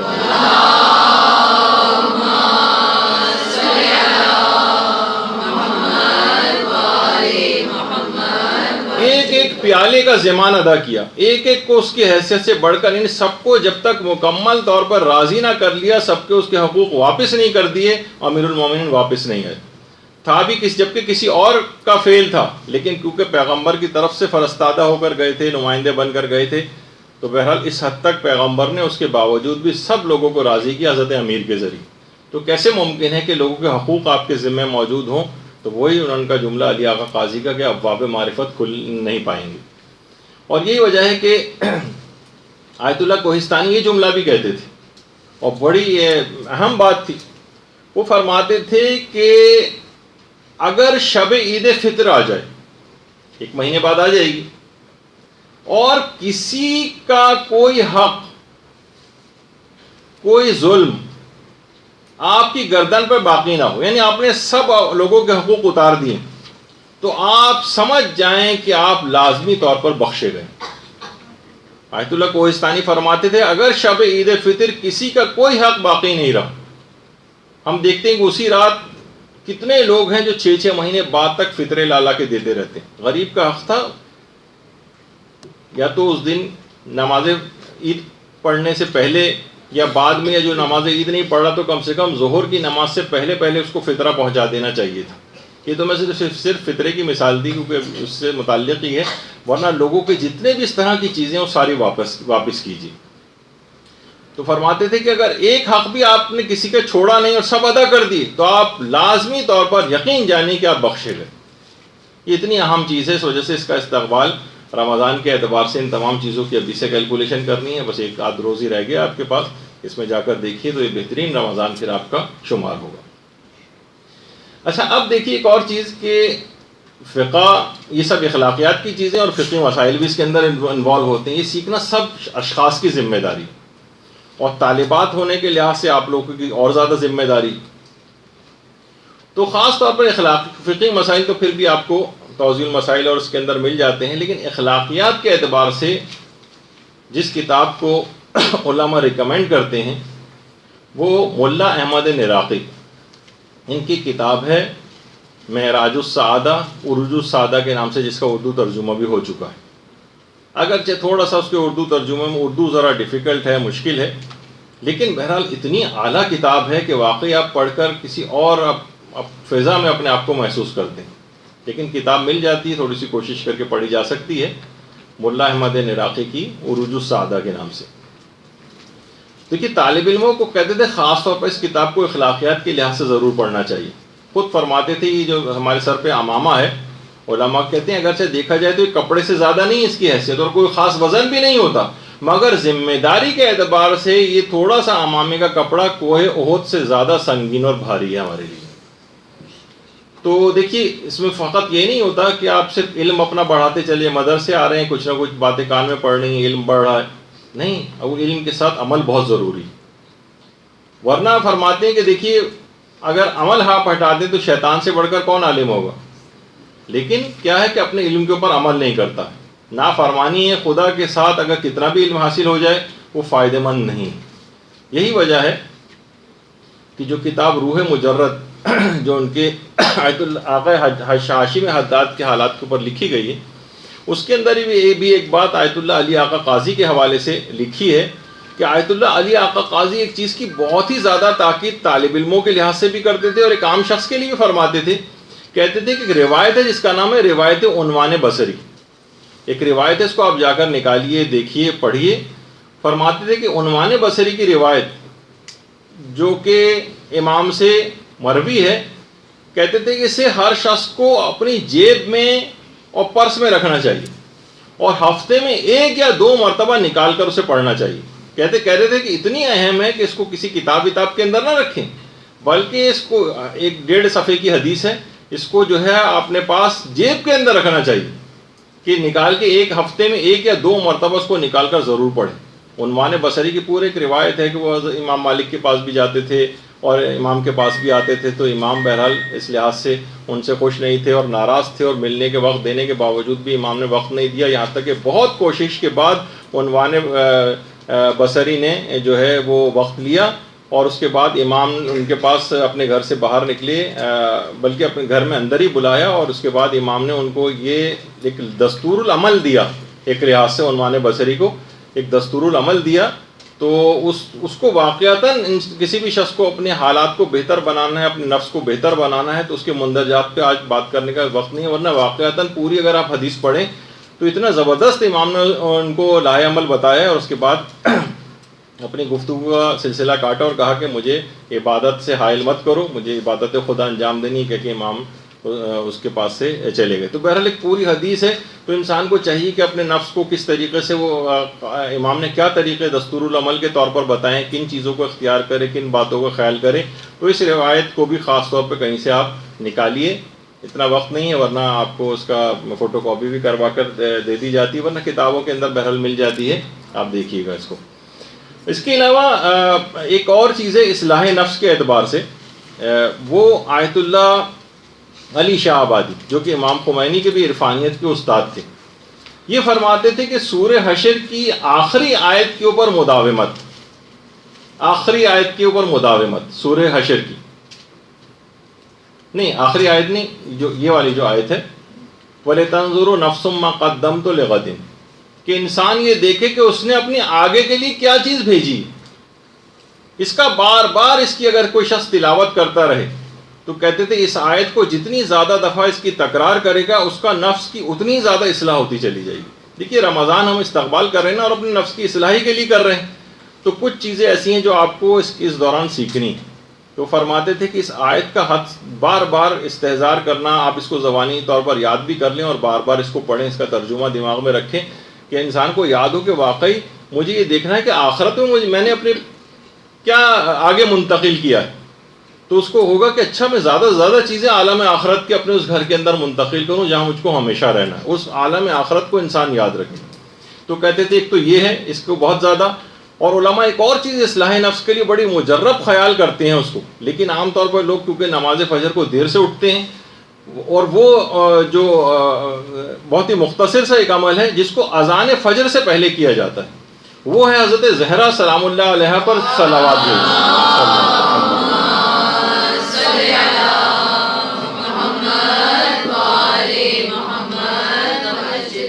تو فرماتے تھے کہ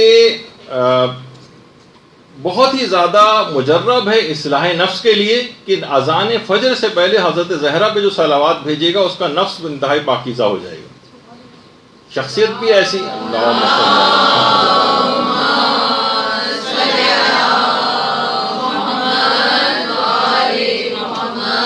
اب خواہ طالب علم ہو، غیر طالب علم ہو، کوئی مومن ایسا ہو ہی نہیں سکتا کہ جو طلب علم کی جس کے اندر خواہش نہ، اس لحاظ سے سارے ہی طالب علم ہیں. تو بہرحال تہذیب نفس سب کے اوپر لازم ہے، طریقہ کار پر سب کو عمل کرنے کی ضرورت ہے. آیت اللہ حق شناس ایک بات بڑی اچھی فرماتے تھے فرماتے تھے کہ مسئلہ یہ ہے کہ ہم نے موعظہ سننا ہی چھوڑ دیا ہے، واعظ و نصیحت سننی چھوڑ دی۔ اب آپ دیکھیں کتنے کم اخلاقیات کے درس خود کراچی شہر کے اندر کتنے کم ہوتے ہیں، یعنی اور جو چھوٹے علاقے ہیں ان کو تو آپ اور سوچیے کہ مومنین وہاں کے کتنے پریشان ہیں عام طور پر، تو کتنی زیادہ ان جگہوں کے اوپر ضرورت ہے گھر گھر اور علاقوں کے اندر درسوں کو قائم کرنے کی اور علماء کو بلانے کی اور درس اخلاق ان سے کروانے کی۔ وہ فرماتے تھے کہ مسئلہ ہے کہ انسانوں نے موعظہ سننا چھوڑ دیا ہے، اور فرماتے تھے اگر انسان تیار ہو جائے واقعی طور پر موعظہ سننے کے لیے، واعظ و نصیحت سننے کے لیے، تو یہ در و دیوار اس کو موعظہ اور نصیحت کریں گے۔ دیکھا جائے تو انسان اب بس ایک دفعہ سننے کو تیار تو ہو، پھر وہ دیکھے گا کہ واقعتاً در و دیوار جو ہے وہ نصیحت کرنے کو تیار ہیں۔ نصیحتیں اور عبرتیں اتنی بکھری ہوئی ہیں اس کے لیے۔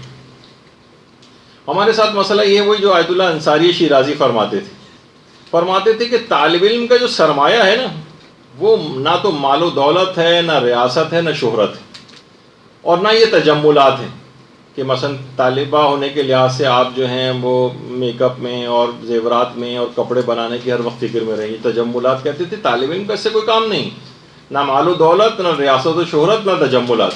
فرماتے تھے کہ اس کے لیے کیا چیزیں؟ علم، تقوی اور اہل علم کی مجالست، اہل علم کی مجالست۔ تو اہل علم جو ہے اب کتنے علماء جو ہے آپ کو ابھی بھی انشاءاللہ جو دوسرا درس ہوگا مولانا عامر رضا یاسوفی صاحب کا ہوگا، وہ تشریف لے آئے ہیں، اور رمضان میں بھی انشاءاللہ آپ ان سے مستفید ہوں گے مسائل شریعت میں۔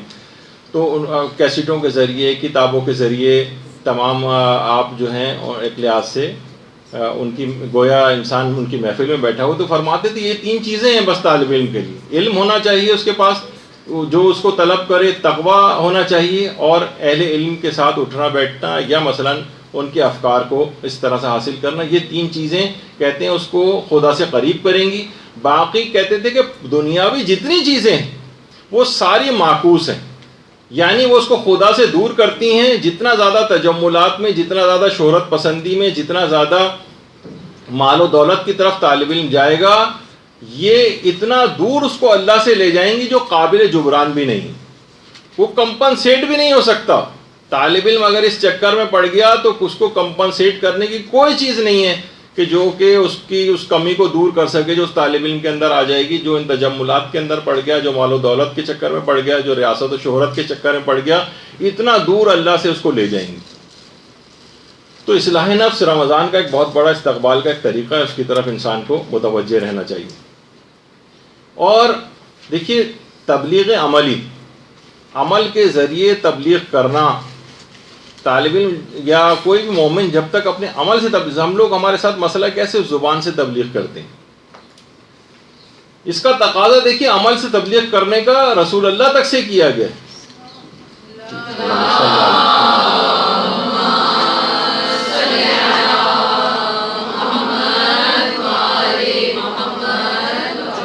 لقد کان لکم فی رسول اللہ اسوۃ حسنہ، کہ ان کی سیرت جب تک پیغمبر اسلام سیرت یعنی کیا ہے کہ جب تک عمل کر کے نہیں دکھائیں گے لوگوں کو کیسے پتہ چلے گا کہ کیسے عمل کرنا۔ تو پیغمبر نے ایک ایک چیز پر عمل کر کے دکھایا، اور ہم یہ سوچ رہے ہیں کہ فقط آپ جو ہیں کہ بس میں کسی جگہ جا کر تقریر کر دوں، مجلس کے اندر اچھی اچھی باتیں پڑھ دوں، خالی صرف قولی صرف تبلیغ کر دوں تو مسئلہ حل ہو جائے گا۔ یہ پیغمبر اسلام تک سے صرف تقاضا نہیں کیا گیا یہ والا، بلکہ ان سے کہا کہ عمل کر کے دکھاؤ۔ تو ہم کیسے اس سے بری الذمہ ہو جائیں گے کہ ہم پیچھے رہ جائیں اور صرف لوگوں کو قولی تبلیغ کرتے رہیں۔ اور یہی وجہ ہے کہ ہم سے بھی تقاضا کیا گیا، روایتوں کے اندر جملے ائمہ معصومین نے فرمائے کہ کونوا دعاۃ الناس بغیر السنتکم، کونوا دعاۃ الناس الی اللہ بغیر السنتکم۔ کتنی اس طرح کے مختلف روایات جو ہیں وہ آئی ہیں کہ لوگوں کو زبان کے ذریعے نہیں بلکہ زبان کے علاوہ عمل کے ذریعے لوگوں کو تبلیغ کرو اور لوگوں کو دعوت دو دین کی طرف۔ اور استقبال رمضان کے اعتبار سے جو کہ انتہائی اہم عمل ہے، اس کو آپ کوشش کریں کہ اس بہترین رمضان آپ کا گزرے گا اگر آپ نے اس کے اوپر عمل کیا، اور عام طور پر لوگ اس سے صرف نظر کرنے لگے، اور وہ ہے رمضان میں دعائے سحر۔ یہ اتنی اہم ہے کہ علامہ محمد حسین طباطبائی انہوں نے لازم کیا ہوا تھا اپنے اوپر کہ رمضان کی سحری میں پورے گھر والوں کے ساتھ بیٹھ کر دعائے سحر پڑھا کرتے تھے، پورے گھر والوں کو جمع کر کے دعائے سحر، اور اس کے بعد پھر سحری وحری کھانے کا اہتمام ہوتا تھا۔ اور آیت اللہ حسن زادہ عاملی فرماتے ہیں کہ ایک دفعہ ہم، بلکہ اپنے متعلق فرماتے ہیں کہ میں آیت اللہ علی آقا قاضی کی خدمت میں گیا، میری ایک حاجت تھی، میں نے ان سے دعا کی فرمائش کی اور کہا کہ آپ میرے لیے دعا کریں گے میری حاجت پوری ہو جائے۔ تو آیت اللہ علی آقا قاضی نے فرمایا کہ تم امام محمد باقر علیہ السلام کی دعائے سحر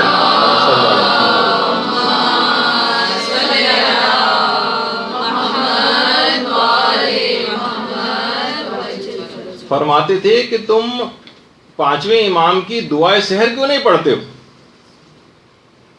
اچھا، دعائے سحر دو بڑی مشہور ہے، ایک تو دعائے سحر ہمارے پانچویں امام کی ہے اور ایک ہمارے آٹھویں امام امام علی رضا علیہ السلام۔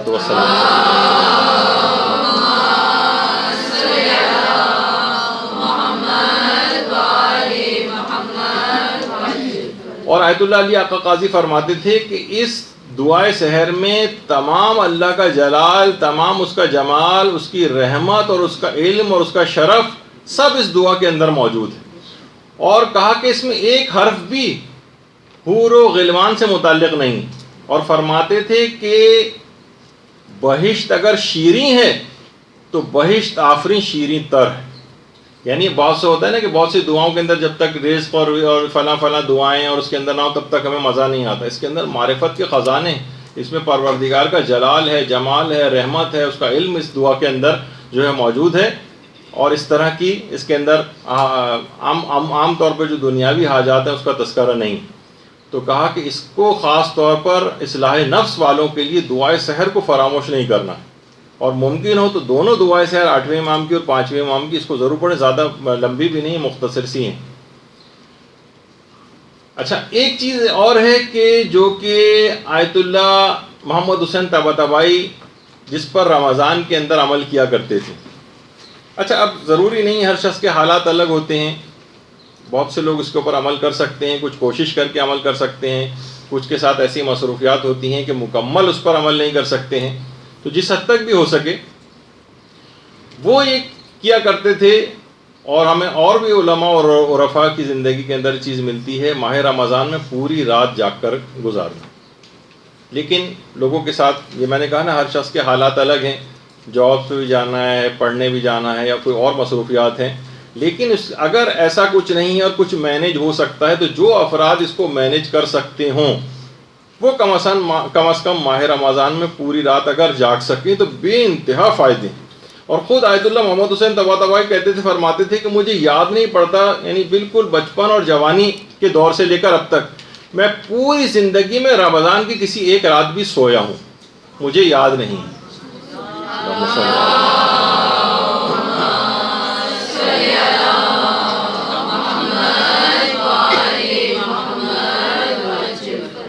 تو اب خواہ آپ پوری رات جاگیں یا نہ جاگیں، دو کام اگر آپ کر لیں تو بہترین رمضان کی جو ہے آپ کی راتیں گزریں گی، اور استقبال حقیقتاً گویا آپ نے رمضان کا صحیح طور پر کیا۔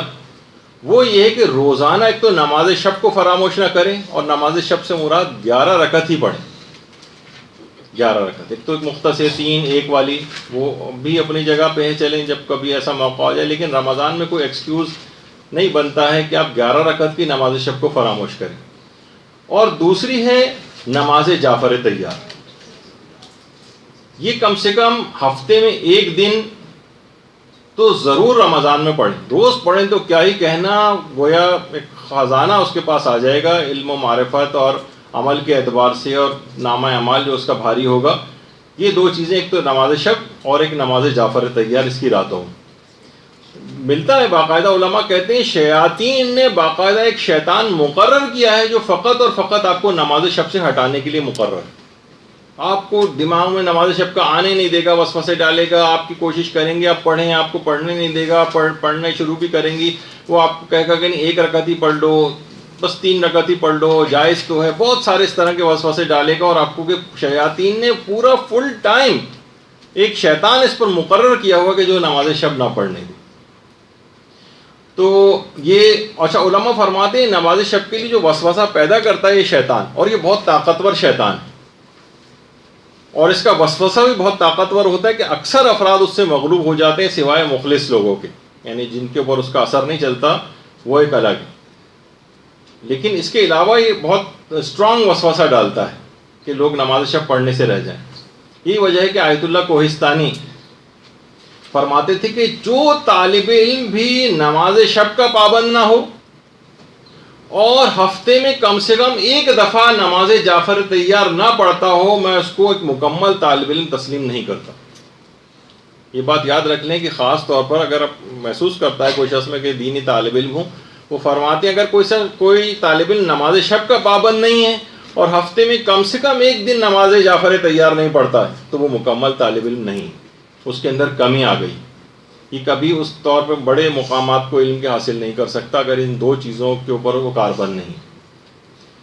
تو یہ بھی ایک پیغام اس کے اندر یہ ہے کہ جتنے بھی انسان کوشش کرے کہ جتنا بھی انسان مستحبات کی پابندی کرے، مکروہات سے بچنے کی پابندی کرے، تو گویا یہ مستحبات پر عمل اور مکروہات سے بچنا، واجب و حرام کی بات تو ایک طرف رہی، ہم مستحبات اور مکروہات کی بات کریں اس کی پابندی کی، تو گویا انسان ریڈ لائن کراس کرنے سے بچ جاتا ہے. یعنی جو مستحبات کا پابند ہو بہت کم امکان ہوگا کہ اس سے کوئی واجب چھوٹ جائے، اور جو مکروہات سے بچنے کا اہتمام کرتا ہو بہت مشکل ہے کہ کسی حرام کی طرف جائے. اور جو صرف واجبات پر عمل کر رہا ہو اور کہ بس واجب ہو جائے، واجب تو نہیں، اس سے زیادہ تو نہیں ہے نا، حرام کی حد تک تو نہیں پہنچا نا، بس وہ یہ چیز پوچھ رہے ہوتے ہیں، وہ گویا بالکل کھائی کے کنارے چل رہے ہوتے ہیں، ادھر پاؤں پھسلا اور وہ ادھر نیچے گئے. تو مستحبات اور مکروہات کی پابندی سے انسان اس ریڈ لائن سے بہت دور چلا جاتا ہے اور امکان نہیں ہوتا کہ یہ کسی حرام کے اندر مبتلا ہوگا. تو اسی مستحبات میں عمل کے اعتبار سے تعقیبات نماز کی پابندی آپ کریں. اس پہ ہمارے پچھلے دنوں پورے گفتگو ہو چکی ہے، بہترین نماز کیسے پڑھیں گے ضمن کے اندر، اس کے جو چیزیں وہ بھی رمضان کے اندر ضرور پڑھیں. علماء ایک بڑی اچھی بات فرماتے ہیں کہ جو شخص بھی تعقیبات نماز کا پابند ہے اسے پھر سحر اور جادو سے نمٹنے کے لیے کسی اور دعا کو پڑھنے کی کوئی ضرورت ہی نہیں. یعنی اگر کوئی شخص تعقیبات نماز کو پابندی سے انجام دیتا ہو تو سحر اور جادو سے بچنے کے لیے الگ سے کسی عمل اور دعا کو کرنے کی کوئی ضرورت نہیں ہے، خود اس کو بچا کے لے جائے گی. یہ بڑی اہم چیز ہے. تو اب ہم دیکھتے ہیں کہ بہرحال لوگ تعقیبات نماز کے پابند اتنے نظر نہیں آ رہے. کچھ بوڑھے افراد، ریٹائرڈ افراد وہ پھر بھی بیٹھے ہوتے ہیں، اور نوجوانوں کو ہم دیکھتے ہیں کہ وہ تو بالکل پابند نہیں ہیں، اور گویا نمازوں میں انہوں نے ٹربو بوسٹ لگایا ہوا ہوتا ہے، مشکل سے ایک آدھ منٹ کے اندر نماز پڑھی اور یہ جا وہ جا، ایک بالکل ہوا کی تیزی کے ساتھ جو ہے وہ نمازوں کو ختم کرتے ہیں، اور تعقیبات نماز تو پڑھنے کا اہتمام ہی نہیں. اور ایک اور چیز اس کے اندر یہ ہے کہ خاص طور پر آپ کو اول نماز کی پابندی، اول وقت نماز کی پابندی، اس کا بڑا اہتمام کرنا ہے. اگر نمازوں کو رمضان میں اس کی عادت آپ نے ڈال لی اول وقت نماز کی پابندی کی تو بہت ہی بہتر، اور گویا آپ نے بالکل صحیح استقبال کیا. کیونکہ علماء دیکھیے فرماتے ہیں کہ اور کوئی زیادہ اتنا وقت بھی نہیں لگتا، کوئی بھی اہم ترین کام کر رہے ہو آپ صرف 10 منٹ کے لیے نماز کا بیچ میں سے وقت نکالیں. کوئی ایسی دنیا جو ہے وہ نقصان آپ کا نہیں ہو جائے گا، کوئی بہت دنیا اوپر نقصان ہو گیا آپ کا. کیونکہ ہم دیکھتے ہیں علماء فرماتے ہیں کہ عاشورے کے روز کتنا زیادہ امام نے اول وقت نماز کا بھی اہتمام کیا تھا. علماء فرماتے ہیں کہ دیکھیے زیادہ تر شہادتیں زوال آفتاب کے بعد یعنی نماز ظہر کا وقت آنے کے بعد ہوئی. ظہر سے پہلے حضرت علی اکبر علیہ السلام بھی زندہ تھے، حضرت قاسم بھی زندہ تھے، حضرت عباس علمدار علیہ السلام بھی زندہ تھے.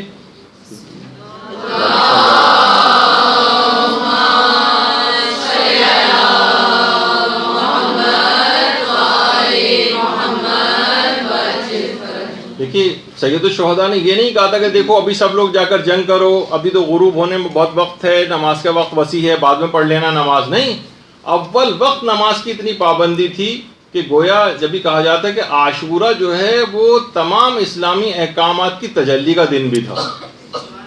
نماز امر بالمعروف ہے، نماز ایک پیغام رکھتی ہے گناہوں کے مقابلے میں لوگوں کو بچانے کے لیے، اس کی ایک الگ سے ایک ہیبت ہے نماز کی. تو نماز ظہر جو انجام دی گئی تھی جو نماز خوف کے طریقے کے اوپر تھی. ایک خاص طریقہ ہوتا ہے کہ کس طرح سے اس میں جماعت کے ساتھ ایک رکعت پڑھی جاتی ہے, اس کے بعد فرادہ کی نیت کر کے پھر دوسری صف آ جاتی ہے پیچھے. تو امام یہ بھی کر سکتے تھے کہ دیکھیے کہ اس نماز کو سب لوگ, نماز پڑھنی بھی تھی تو اول وقت میں خیموں کے اندر جا کر پڑھ لیتے. اچھا اگر جماعت بھی پڑھنی تھی تو خیموں کے اندر بھی جماعت ہو سکتی تھی, لیکن کیا ہوتا, دشمن متوجہ نہ ہوتا. امام نے کھلا میدان کا اہتمام کیا. کتنے ہی تیر لگنے سے اصحاب جو ہیں امام کے شہید اور زخمی بھی ہوئے, لیکن امام نے اول وقت نماز کا اہتمام کیا, امام نے نماز جماعت کا اہتمام کیا, اور شوکت اسلام کا سب لوگوں کے سامنے اظہار کیا.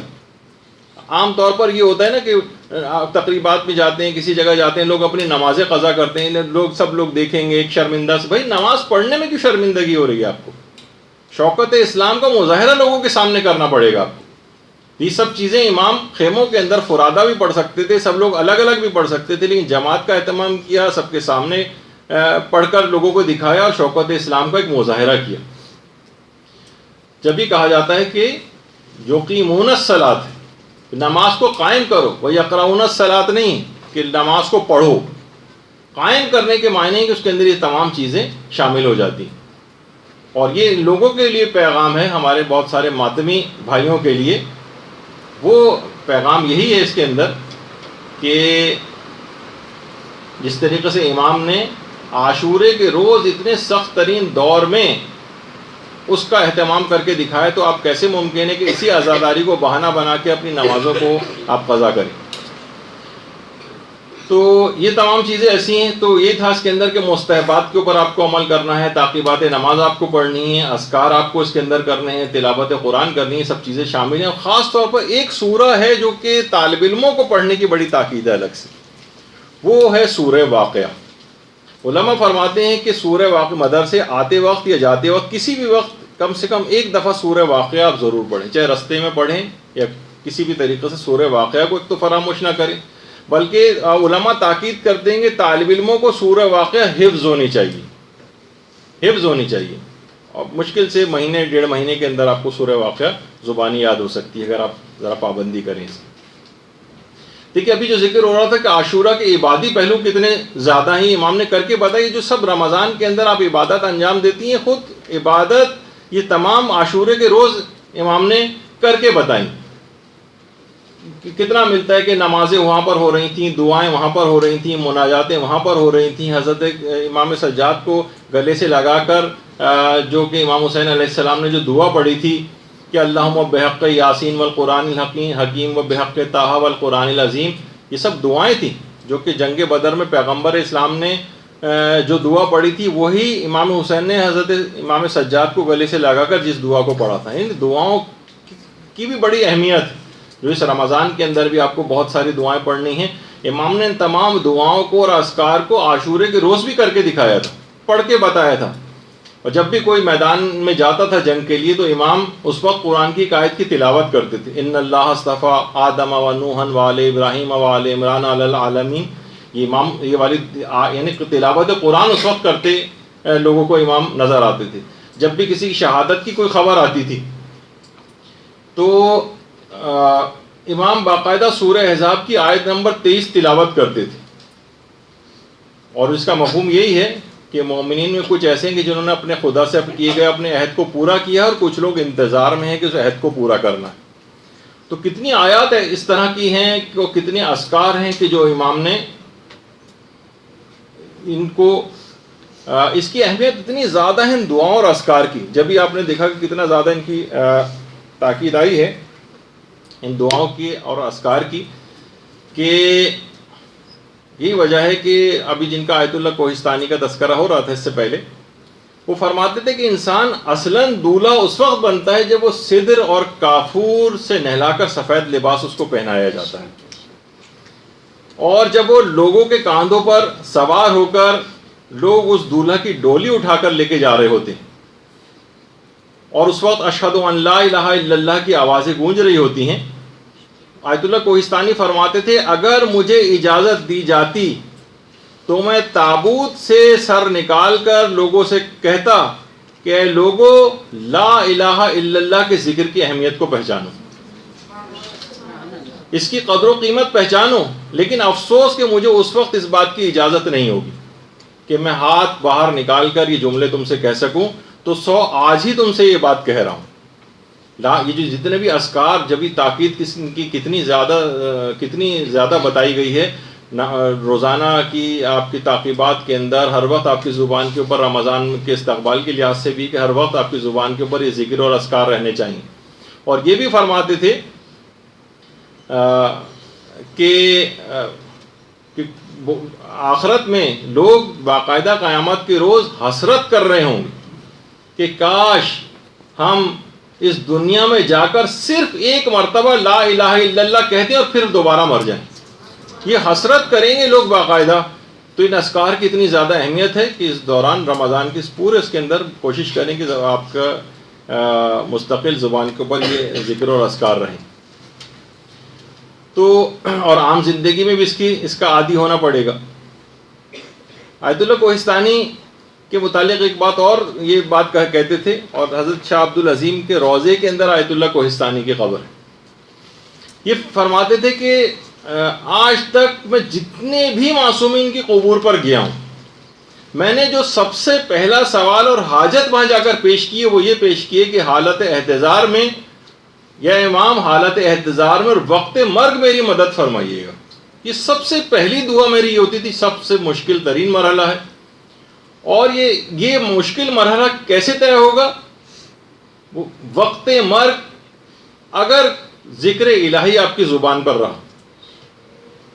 ابھی آپ نے سنا تھا نا کہ رسول امام حضرت زہرا کا نام بھول جائے گا بہت سے. تو اطاعت کے موقع پر کیونکہ انہوں نے اللہ کو بھلا دیا تھا, اس کا لازمی نتیجہ یہ بن رہا تھا کہ اب یہ وقت مرگ ان افراد کے نام اس کو بھلا دیے جائیں, اور وہی اس وقت ہمارا سہارا بنیں گے. تو یہ ذکر اور اذکار یہ مسلسل اگر آپ کی زبان پر جاری اس دنیا میں رہے تو لازمی طور پر وقت مرگ بھی یہی اذکار آپ کی زبان پر جاری ہوں گے. اس وجہ سے اس میں آپ کو بار بار اس کی پریکٹس کروائی جاتی ہے. اس کا آپ کو بتایا جاتا ہے کہ رمضان میں بھی خاص طور پر ہر وقت زبان پر, ہر عام زندگی کے اندر بھی.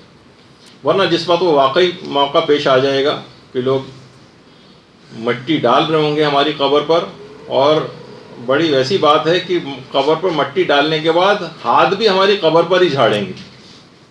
اس سے آپ اندازہ لگائیں جس طرح وہ ہوتا ہے نا, کبھی آپ بقرعید میں قصائی وغیرہ ذبح کرنے کے بعد وہ چھری سے ہی جو ہے اس کی کھال پہ رکھ کر ہی اس کا خون صاف کر رہا ہوتا ہے, تو اس طرح کی کیفیت اس وقت واقعی ہماری بیچارگی کا عالم جو ہے اس وقت سمجھ میں آئے گا. تو اپنی اس حقیقت کو سمجھنا ہوگا. اور ابھی آپ نے جیسے کہ ابھی آپ سے بات ہو رہی تھی کہ راتوں کو اس کے اندر جاگنا ہے, اور اس میں کوشش کریں کہ ٹی وی ڈرامے وغیرہ اس سے اپنے آپ کو بچائیں.